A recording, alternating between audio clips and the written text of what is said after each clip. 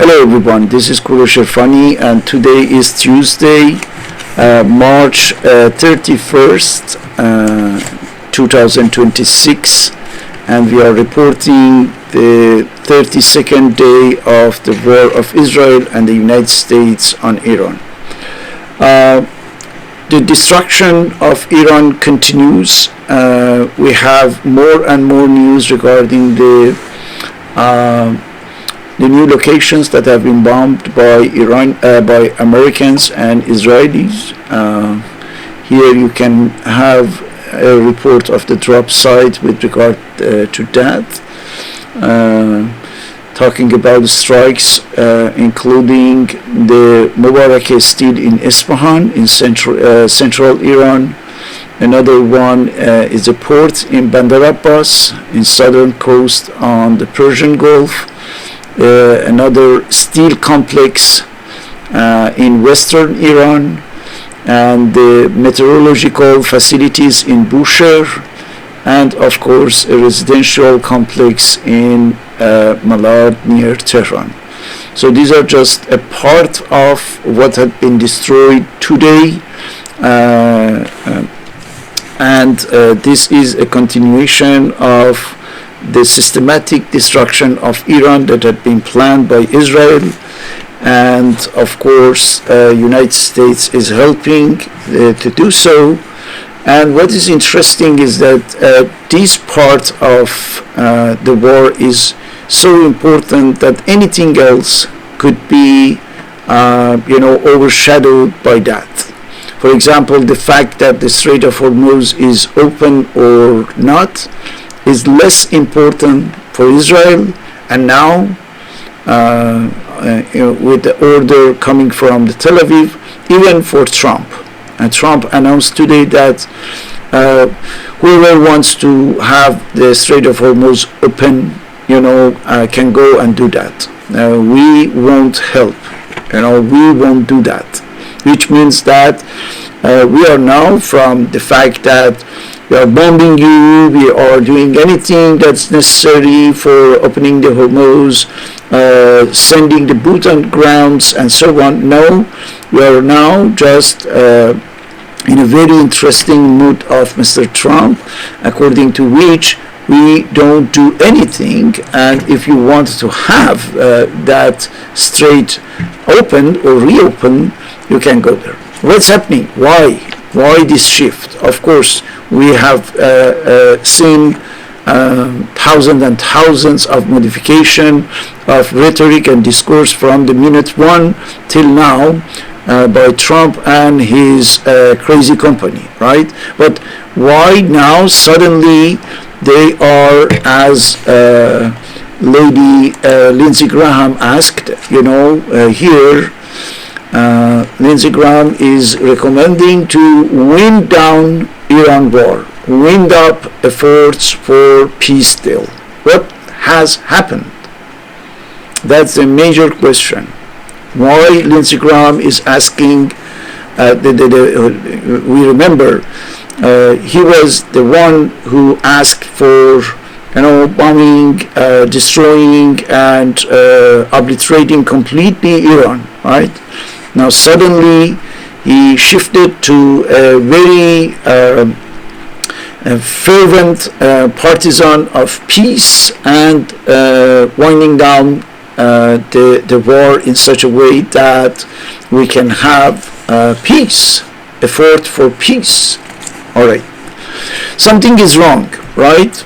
In the calculations of Washington and Tel Aviv, we have for sure something wrong that is making them towards something completely different, and we are waiting for in 48 hours or less a very important statement from President Trump regarding the war, most probably announcing that we have been victorious and it's done, it's over, now go home and sleep, relaxed. On Wednesday or Thursday, at 6 p.m. East time, we are going to have this announcement. So the people are looking for an answer. What has happened? Why suddenly we have a change in the tactics.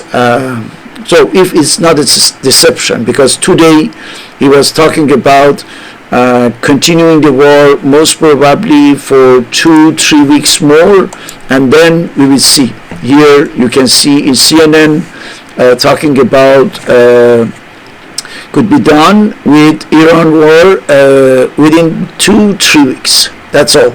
That's all he needs to finish the job. So, for example, Alan Mizrahi, a commentator, Israeli commentator of the political issues, he's talking about most probably they are lacking, they are missing really the interceptors. So if they cannot have that enough, they cannot defend Israel with the barrage of the missiles and drones coming from Iran. So in a few weeks, most probably they won't have enough to stop the missiles that are coming from Iran. And on the other hand, they are unable to put an end to this capability of Iran to send more and more drones and missiles over Israel. So they have to do something, right? We can understand it. Of course, that could be one of the reasons for this. They are panicking and they want to do something, but the issue must be a little bigger than that. The reasons for which United States and even Israel are trying to get rid of this so-called war, and to run off. They want to. They have most probably to face something more serious than that. So let's see what could be. First, we are going to see if there is anything that have been achieved or not. So there is one exception that they could achieve really, which is the almost total destruction of infrastructures in Iran. I say almost because we don't know exactly how long it will take, so that they can announce officially the end of operation, the end of war, as they said. It's tomorrow, after tomorrow, in 1 week, 2 weeks, 3 weeks, we don't know. But what we know is that with what they have already done to everything that is necessary for a normal function of a country, in this case Iran, they have already damaged, something between 50 to 70% of what is necessary for the normal course of life in Iran, right? Even though the mainstream media are not really covering that, but the numbers, like for example around 100,000 targets that have been hit by Americans and Israelis, must give us an idea about what kind of operation it was. So regarding other things, except the systematic structural destruction of whatever is necessary for Iran to function for the coming 50 to 100 years. Okay? Let's see for the other objectives. One of them was the regime change. They didn't get that, right? But I think we must be attentive about this, because regime change could be just a facade for what was being done.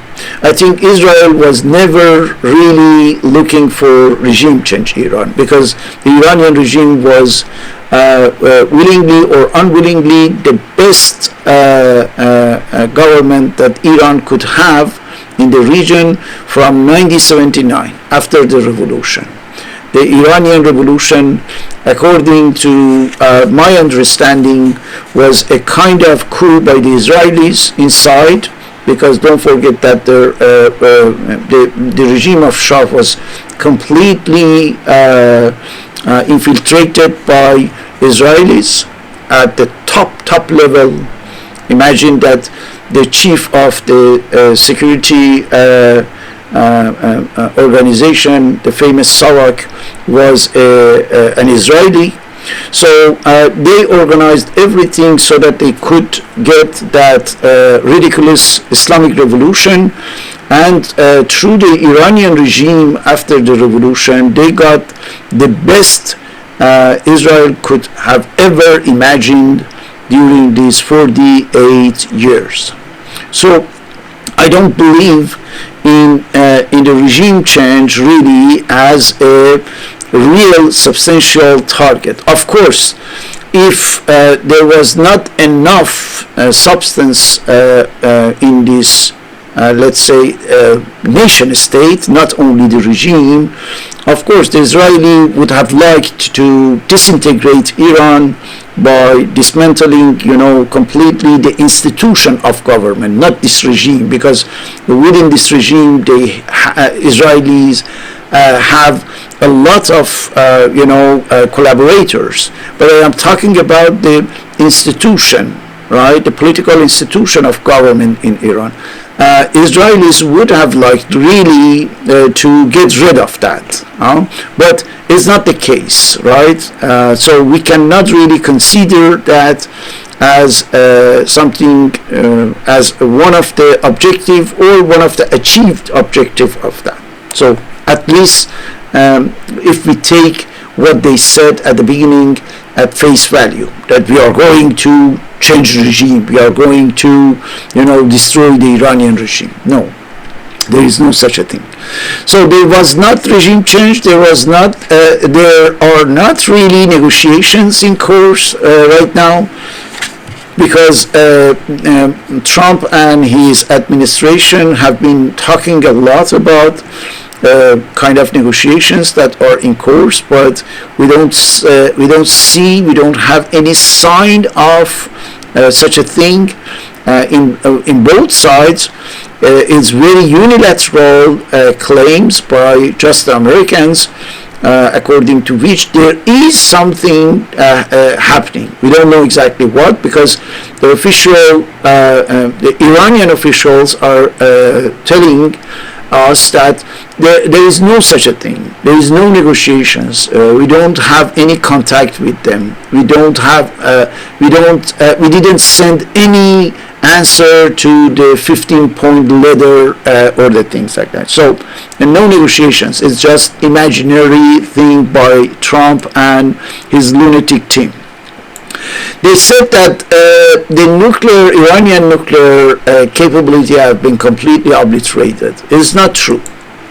Right now, Iran has still 450 kilogram of uranium that is enriched at a level of 60%, which means at any moment when they have the facilities and the material possibility of that, they would be able to produce something between 10 to 12 nuclear warheads with that amount of enriched uranium.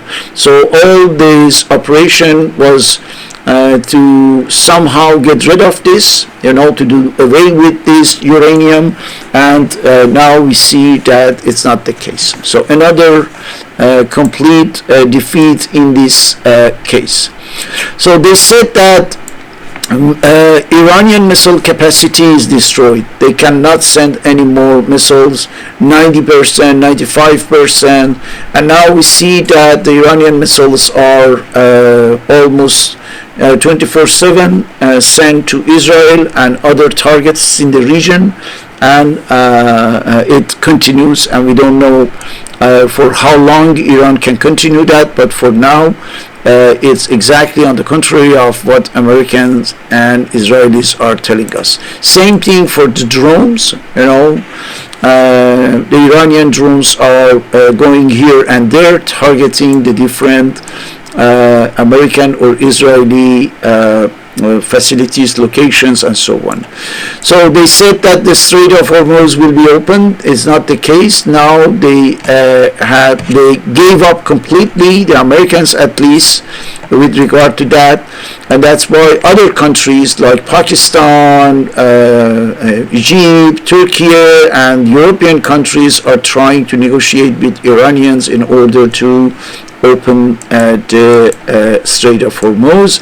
And finally, they said that the regional network of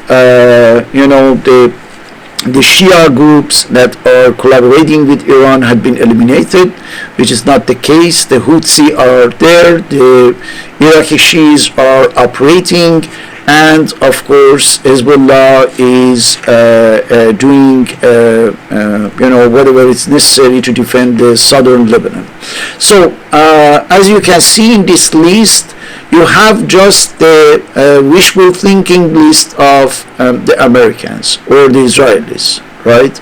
And I think again, all of them, beside the what had been actually done, which means destruction of the infrastructures in Iran, were not really that much important.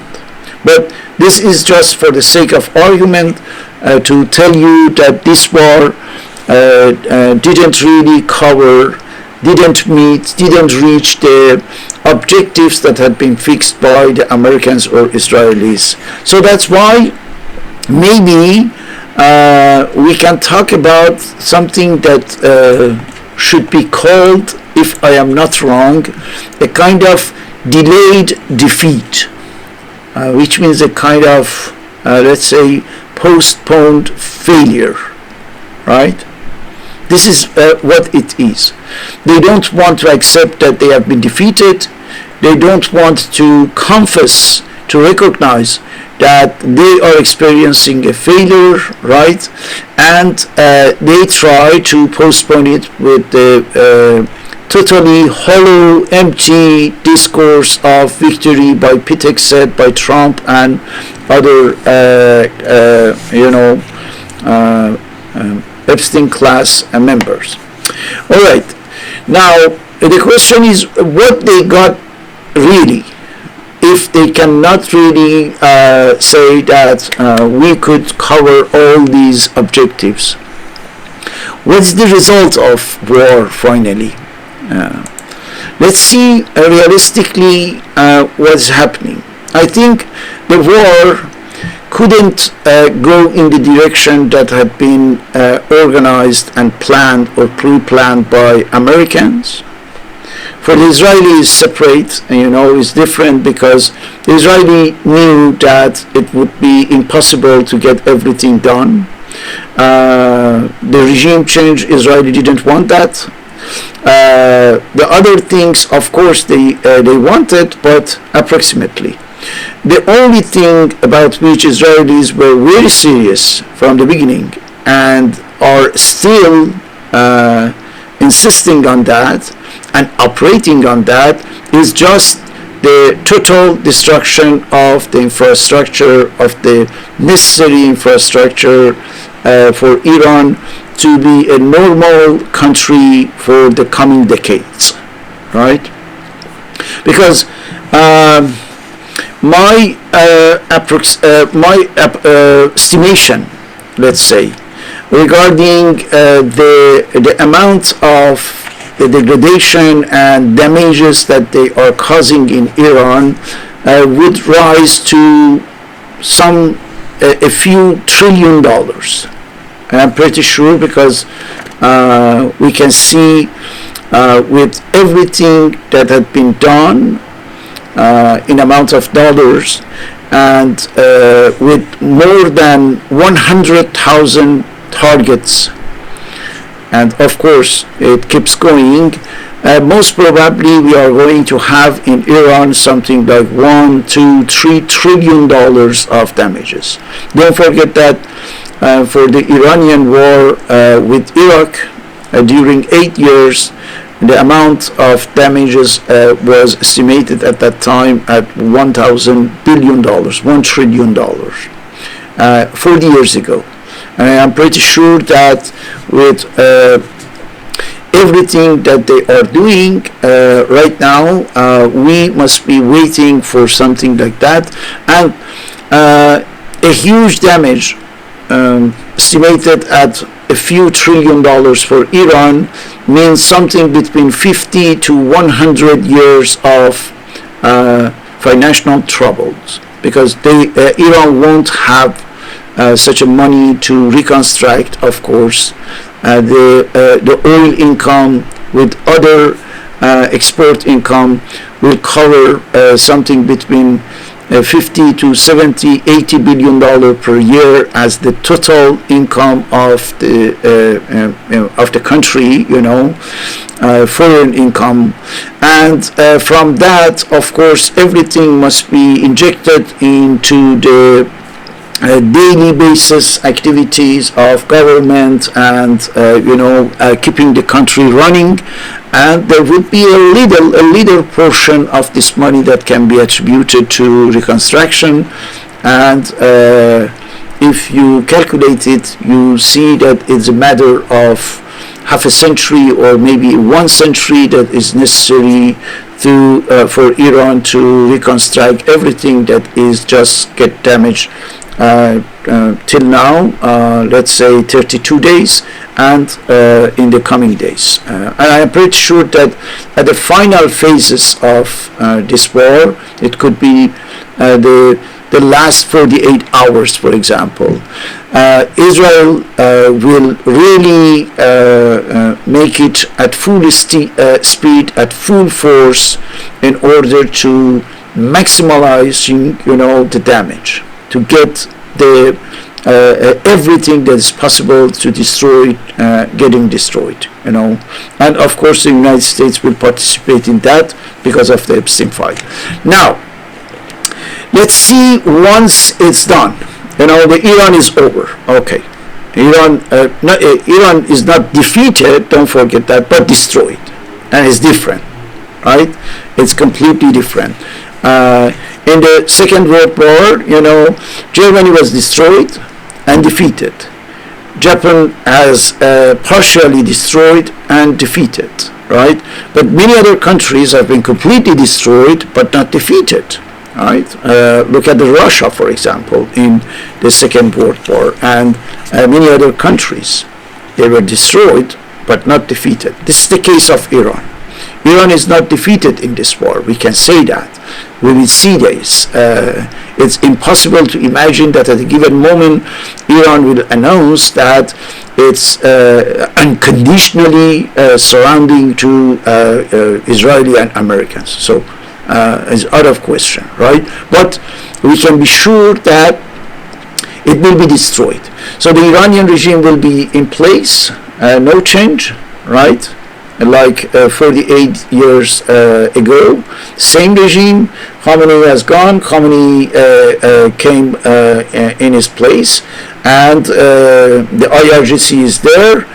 Nothing changed really in the let's say structure of the Iranian regime, right? And but the country is destroyed, right? Many people killed, many people wounded, a lot of people displaced, but the country is there, right?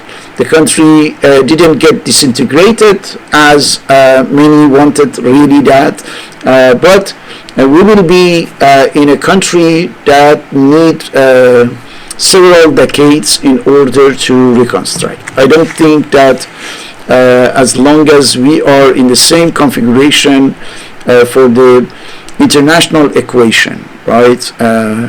As long as there is a country that is called Israel in the region, and as long as we don't have a total stability in the region, no country wants to invest in Iran for the reconstruction.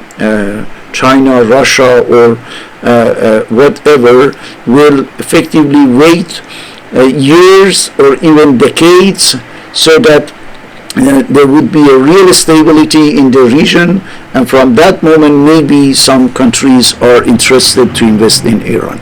But I am telling you, as long as Israel exists, this stability that is absolutely necessary for Iran and for other countries in the Persian Gulf won't come to light.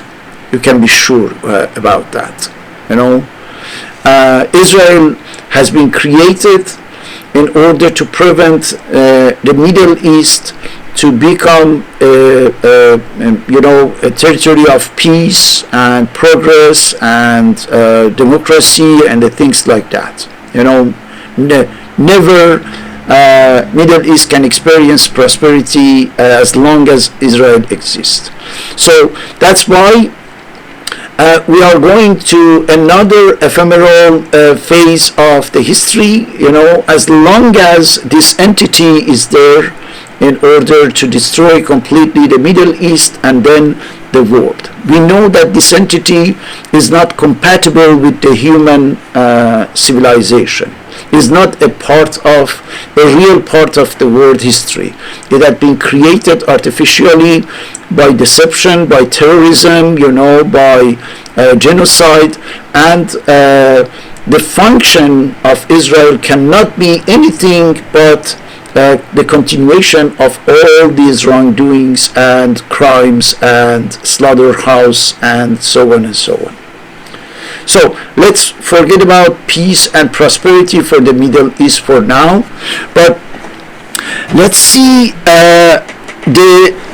the price or the huge cost of this adventure for destroying physically, at least physically, Iran. When we look at the different aspects, we will see that that's a military adventure that was really pricey, right? I mean, it cost a fortune for Abrahamic capitalism to get that, to get the total destruction of Iran. I am not talking about annihilation, because they couldn't, but destruction, material, physical destruction. The things are not really good as the backlash of this war for the United States and even for Israel. Let's see some of them. Here, Bloomberg is telling us that Iran war could wipe out nearly 200 billion worth of economic growth across the Middle East. This is a new United Nations study finds. This finding, I think, is very ridiculous. $200 billion is just what Pentagon asked for covering, what is happening, because at the first 6 days of war cost something like $13 billion to the Americans. So we are talking about almost $2 billion per day. Now we are in the 32nd day. So it's a matter of already $64 billion for the United States. And we are not talking about the damages, just the cost of operation. So for the region, of course, they must be calculating based on the GDP, the change of the GDP, and for the after war, the post-war period, how the economy of these countries, United Arab Emirates, Kuwait, Saudi Arabia, Bahrain, Oman, has to adjust, to the new conditions, and from that they conclude most probably 200 billion. This is, I think, the most ridiculous estimation that the United Nations could publish, because we are talking about something much more than that. We are talking about United States losing many of its military bases over there.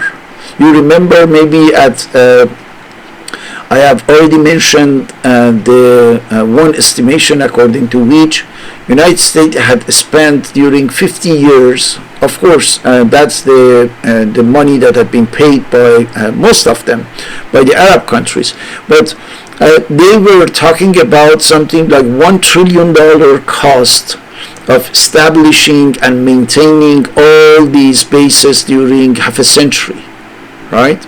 And can you imagine that during 1 month they lost almost all of them, damaged, abandoned, or kind of inflicted anyway, out of service?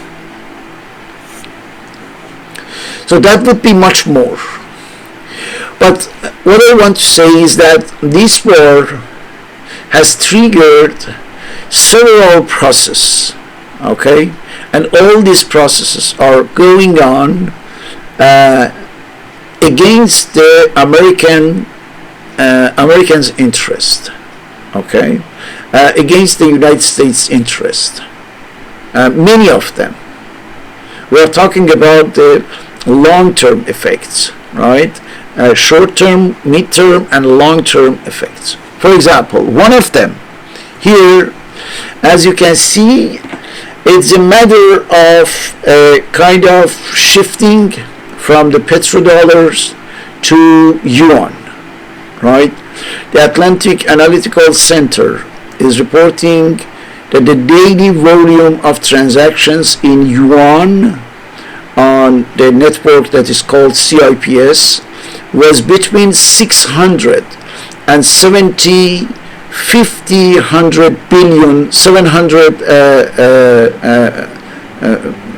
billion yuan, but in the middle and the end of March it suddenly rose to around 940 billion yuan, from 750 to 940 billion yuan. You know what does it mean? Simply it means that the people around the world are trying to make their transactions by yuan and no more by dollars, right? More and more. And that's the reason why we can see how the status of dollar as the international as the basis of international transaction is called into question. But let me show you something much more important in this field, because we must be attentive about the trend, right? Not the event, the trend. One of them is telling us this. Across the world, the banks started to convert their balance, from dollars or from the U.S. treasuries, and don't forget that the dollar is one of the U.S. treasuries, into gold. So for the first time now, for the first time since 1996, global central banks hold more gold now on their balance than U.S. treasuries. So which means that the banks now don't have trust in U.S. treasuries, including dollars, U.S. dollars, right? And they want effectively to have something that is trustable. So that's the reason why we have a huge rise of the gold's price in the previous months, and it shows that the banks know something. They know that a kind of market collapse is coming, and they don't want to have the object of this collapse, which is the U.S. treasuries, right? Because this is what is getting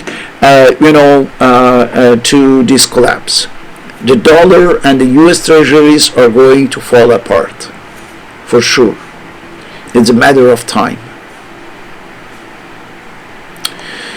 Just to give you an idea about this, in 2015, in the fourth quarter of 2015, U.S. Treasuries were 33% of global central bank reserve. 33%. The gold was there also, but for just 9%. 9% of the global central bank reserves were in gold, 33% in U.S. Treasuries.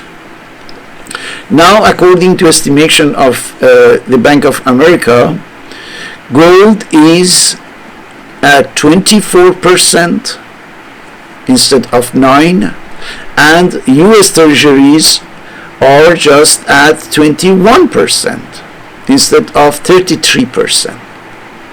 So, as you can see, the trend to get gold instead of U.S. Treasuries has tripled, right? They want more and more gold, and they push back more and more U.S. Treasuries. So the reason for which we have a collapse in the U.S. stock market is that there are many people right now, there are many banks, financial institutions that are there in order to do something. What? Just selling the U.S. Treasuries and converting it into something else, for the banks at least, into gold, right? So if we keep continuing this way, of course, at a given moment, what the United States has to pay, because U.S. Treasuries means dollars and bonds, they come and they want something, for being paid back, and U.S. Treasuries has to pay that, right? And if you pay it without having resources, without having enough income generating, of course, at a given moment you are bankrupt. This is what the chief of Federal Reserve said yesterday, that we cannot, keep holding in this way for a long time. You know what's happening? Just today, for example, we had an unbelievable positive stock market. Thanks to what? Thanks to injection of billions and billions of dollars by treasuries, because they got the idea that if it's red like yesterday, we are set for the whole week, and at the end of this week, if it was all the days, in the stock market, the Dow Jones in red, of course that was the beginning of a huge collapse for the financial system in the United States. That's why today, very forcefully, U.S. Treasuries intervened in order to inject billions and billions. They buy, they buy everything, any assets, like stocks and other bonds and assets, in order to give the impression to the normal shareholders that no, everything is fine, where everyone is buying, and create effectively a kind of let's say boosting trend, but it's artificial. It's completely artificial, and they cannot continue doing that for a long time.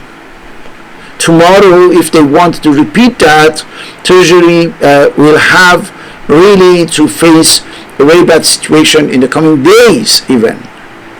They cannot continue like this simply because it's artificial. It's not really the normal, usual mechanisms of markets that are determining effectively to have a rising trend, and it's just by pumping more and more money into the market in order to keep it at acceptable levels, so that the shareholders, the ordinary investors, believe that everything is fine and come into the market and buy the assets. So But you can see that along the way, something is wrong. What is wrong is that the United States cannot really have a bright future for what is going on other scenes. Because don't forget that the American economy is a part of global economy. And if the global economy cannot hold the American economy, this economy doesn't have really a lot of resources in order to survive, right? So that's why because of Epstein file, right? When you enter in a war that Israel has recommended, has ordered, let's say, of course you can do that. And if you do it, there won't be the publication of those photos and videos of the Epstein file. Okay, but on the other hand, you have now, to record all the consequences of your action.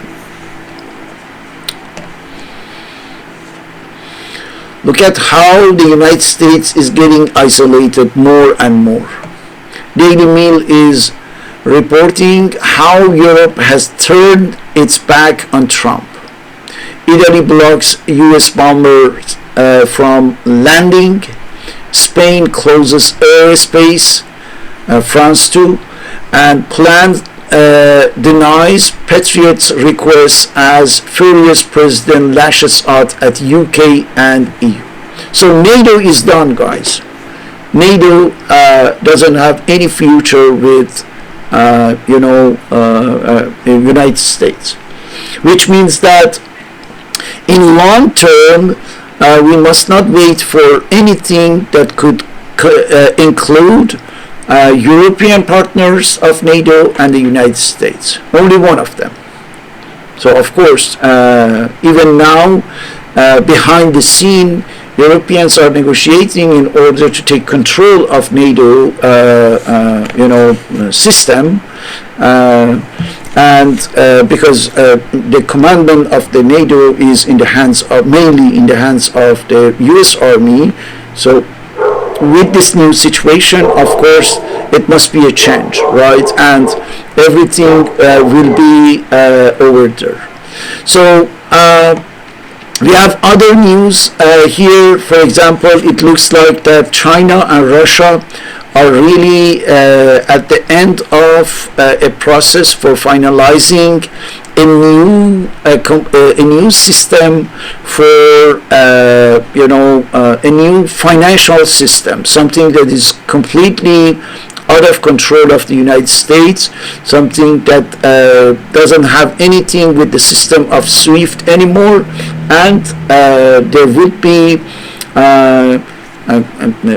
kind of sanction proof, right? Which means that they don't need any more to have to deal with American economy in order to have any worrisome about the sanctions or the things like that. This is what is happening.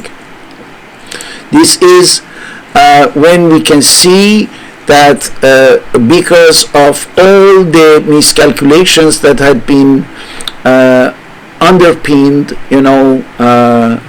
on the American economy, now the things are getting, tighter and tighter. This is a news of just a few hours ago. Huge layoffs at Oracle, up to 30,000 people just got the access, right? Layoff for 30,000 people by an email in order to save something between 8 to 10 billion in cash flow. So this is don't forget that this is an Israeli company, even though had been funded by Americans and its main activity is here, but we know that the whole thing is in the hands of Israel, and they have to pay for that. So now we have a better idea why Graham is recommending to Trump to wind down Iran war and wind up efforts for peace deal, right? Because nothing is going well and as it should for the American economy, and of course for Israelis the same. Today we have had this lunatic criminal psychopath Netanyahu, or let's say AI version of Netanyahu, coming and talking about what? Talking about a super nation. He said that if I am doing so, because he's collapsing, right? His government is collapsing. The Israeli society is on the verge of a real situation where it crumbles, it breaks down, right? For sure. Can you imagine that today he appeared with his AI version talking about the fact that, hello, I want to transform through the Iranian war, to the war against Iran, destroying completely everything in Iran. It was in order to transform Israel into a super nation. Super nation. We don't know what does it mean. Most probably it means chosen God people nation, or chosen God nation, something like that, but super nation. The guy who posted it says that this was an anti-Semitic conspiracy theory yesterday, right? If you talked about Israel wants really to create a superpower, greater Israel, or the things like that, was anti-Semitic. Now the Israeli Prime Minister, the famous word criminal, is talking about that through this war I wanted to create this super nation, right? Because Israelis are realizing that everything that he's doing is just to put in question completely all the fake democracy of Israel, democracy. Really nonsensical word. But he wants just to get rid of anything that can put him in jail, let's say, right? In order to go away from this fate, he is ready to set fire to the world, to the entire world. And he has to justify that, of course.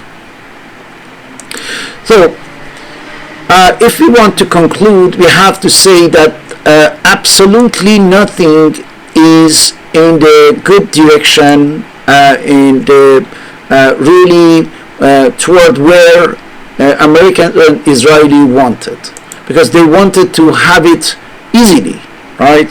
Regime change, getting control of the Iranian oil, and anything. But now we have exactly on the contrary. The Iranian regime is there, even hardliner than before. Iranians are selling more and more oil, even in these conditions. The Strait of Hormuz is forever under control of Iran, right? Because as long as you don't have any means, any tools to change it, believe me, I saw a very good analysis about why the US Navy won't blast the Iranians and open Strait of Hormuz. So James A. Russell is telling us in this military technical analysis that that period of time where the US Navy was the most powerful and could do this and that here and there across the world has completely passed, right? Now we are in a new era where every country with just a few devices, a few $1,000 built devices can attack these aircraft carrier and put all these investment, billions and billions of dollars of investments at risk. So don't count on that, because it's not possible anymore. So he's telling us that the reality point, this reality points to an altered paradigm surrounding the application of sea power close to well-defended shores in the contemporary strategic environment. Gone are the days when carrier and their expensive manned short-range airplanes could decisively project power and pound America's enemies at will, free from the skies. So there is no such a thing anymore. The U.S. Navy cannot do whatever it wants at will. It's impossible. Just not possible anymore, as we saw that for the Iranian case. So, in other terms, to reopen the Strait of Hormuz, there is no military solution. Let's say that, right? Sending the boots on the ground, bombing, I don't know, whatsoever, cannot really open the Strait of Hormuz, cannot bring out the Strait of Hormuz of the Iranian control. The Iranian at any moment can create serious risk over there, and nobody is ready to pass unless Iranians accept to open the Strait of Hormuz and, of course, assure its security. So that's it. Though they couldn't get anything. Strait of Hormuz is closed. As I told you, the Iranian nuclear capabilities are there. They need just to be reconstructed, rebuilt, or manipulated in such a way that they can get maybe the nuclear bomb, because right now the Iranian parliament is voting for getting Iran out of the NPT, which means from that moment Iran is internationally legally is not a part of the restrictions imposed by the NPT, and can, if it wants, to build a nuclear bomb. Right? Raise the U.S. Navy to prevent that? Far from that. They left the Gulf. Right? How the Americans can act, there is no basis. There is no American basis anymore in the Arab countries. And just today, Saudi Arabia announced a lot of rupture, breakout and disruption with anything that this country was doing with the Americans with regard to the military security and other cases. NATO is, in trouble, completely in distress, and will collapse most probably once the United States will announce that it's getting off. The oil price doubled almost, right? It was between 65 to 75 before war. Now it's between 110 to 120. And the cream of the crop is the global inflation that is coming. And believe me, that will hurt a lot. That will be extremely painful for hundreds of millions of people, including the American people here in the United States, and of course the European one. If you want to know what will happen to the poor countries, I am telling you, we are going to have a very acute food crisis over there. These are the effects that are coming. That's why I talked about the delayed defeat, right? A postponed defeat, a postponed failure, because it takes a little time. And you can see that the Americans are losing face. The American status across the world has been hugely and lastly damaged. I am pretty sure Americans cannot really back to where they were just before the second term of Trump's presidency for decades, and that's for sure. We are going to have new elements across the world that will have to do two things. One is to replacing the United States, and you will see that the new superpowers will come out, and just for the purpose of argument, I have to say that some of these countries are already preparing, to play an important role across the world, either lonely or as a group. For example, look at these four countries that are right now in full motion in the region: Turkey, Pakistan, Egypt, and Saudi Arabia. If they can create, because there are the talks, about this, if they can create a kind of military or political alliance, in order to present themselves as a bloc, later, if they are, because they are supported already by China, right? Today we saw China and Pakistan announced effectively a proposal. Here you can see they are suggesting, not here, but they are suggesting some proposal to put an end to the war and to reopen the Strait of Hormuz, right? So China is supporting these four countries, and later I am pretty sure if Iran also joined to this, we are going to have a very strong bloc in the region, and that would be the starting of the end of the Zionist entity, because the Zionist entity cannot survive, it cannot expand, right? It needs really to extend itself territorially, militarily, economically, and so on. So if there is a huge strong bloc, imagine that supported and backed by China and by other Arab countries, Turkey, Egypt, Pakistan, Saudi Arabia, and of course later Iran, that would be something new. That's why let me at the end of this program say you this.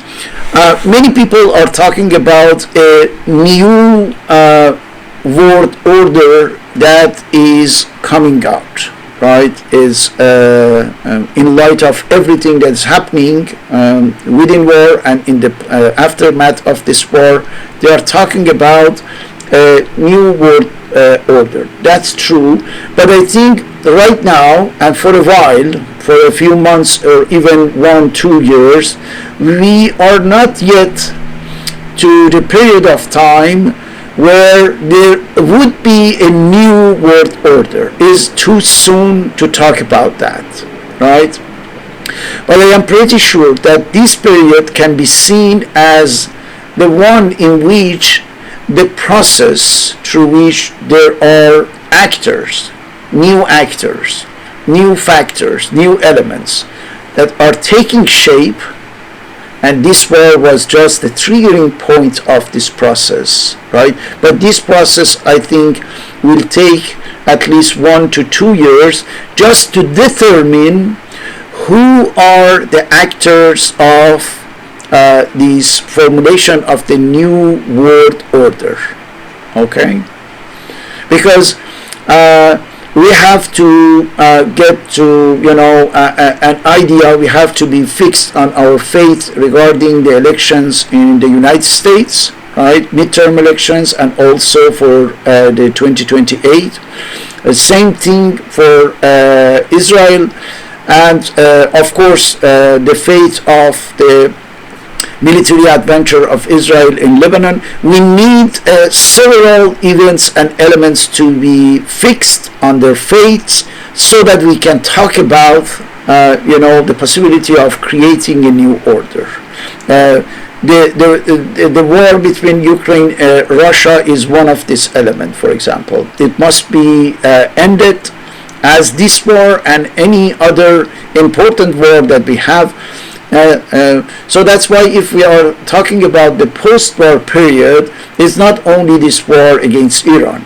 It's a matter of several wars, across the world that must be fixed, must be ended, terminated, and from that moment, through the survivals, right, through those who could really survive and those who have been victorious, then we are going to have the list of actors, factors, and what will be determining this new world order we are talking about. So now it's very soon, it's too soon, but the process has already been triggered.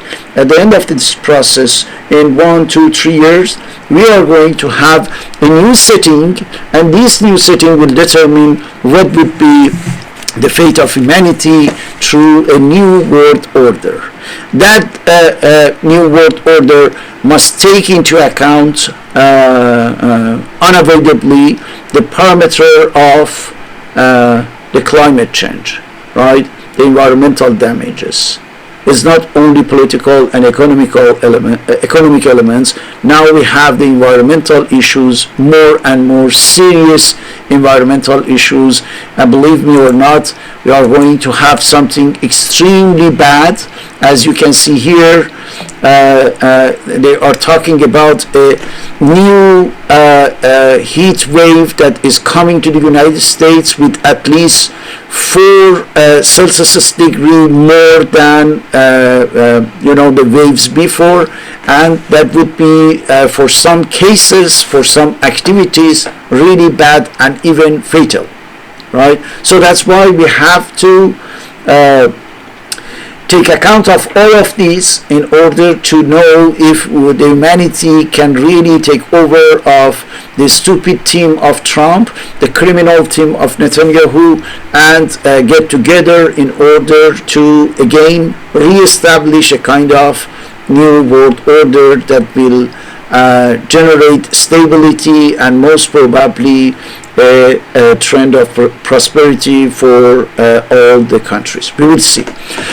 I want to announce that today I am ending the production of this long video because for war it was necessary to report that. Of course the war continues and I am working on that, but from April I will change the format of the presentation and also the number of videos that I have been producing.